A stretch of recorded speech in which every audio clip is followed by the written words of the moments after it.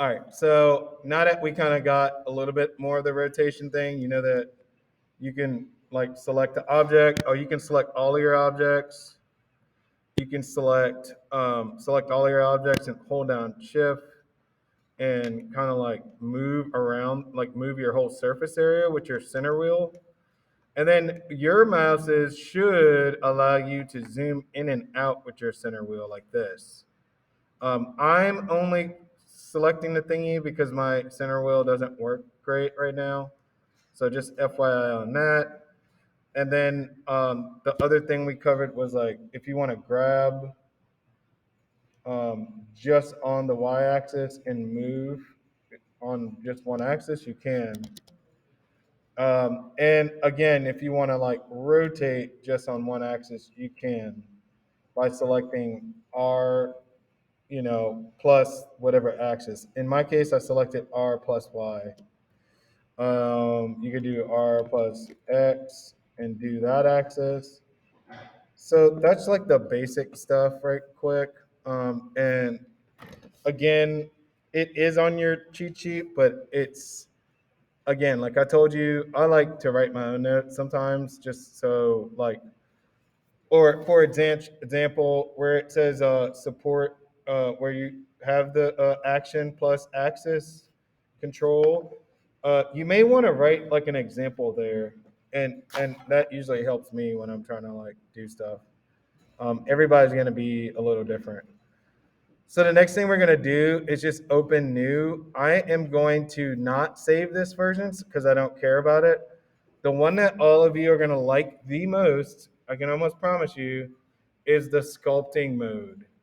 So we're going to switch to sculpting mode right now. I'm not going to save this. Don't care. Now, when you're in sculpting mode, it's going to show you just a ball, and you're not going to see a I don't even know. I think my thing might not be doing it again. Hold on a second. You're not gonna see you're not gonna see the background with the whole like dimensions. You're not gonna see all this. You don't need to see that. That's actually the I actually hit camera, but you're not gonna see your like perspective and the projections and all that. But what you do need to know is that for right now, we're just going to use the draw tool. Um, there's a whole bunch of tools here that are really cool. You can see in sculpt mode up here, it's going to look like this, and I'm not going to do anything yet. But then when you go to edit mode, you're going to see all the vertices on this. Do you see that?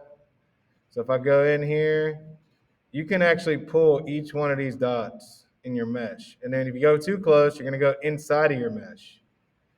All right.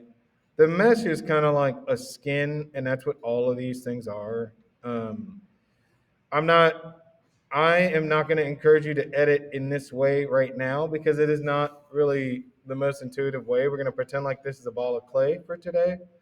And we're going to go back to scope mode, but I did want to show you what it looks like.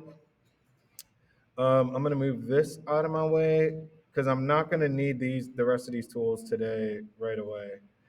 The next thing I'm gonna do before I start playing with this, you can kind of see what I'm doing here. You see how that's happening?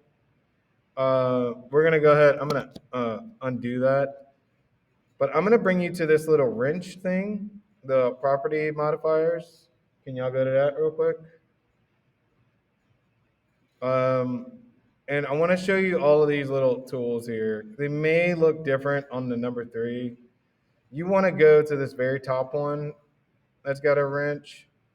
Um, this drop down is for a whole bunch of different things. And we're going to get to those a little later. But first, we're just going to start at the top, the active tool workspace settings. This is just like your tools in Photoshop where you end up painting. A lot of you've done that before. Um, can you hear me? Hey, Mr. Ryan, can you plug my thingy in just real quick? Because I think my thing did. I think it just died on me. So the next part, I'm gonna before we start going into this, I'm gonna can you just plug that other micro USB into the actual amp? I think it just died.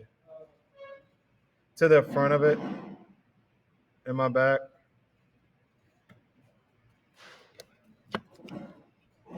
Yo.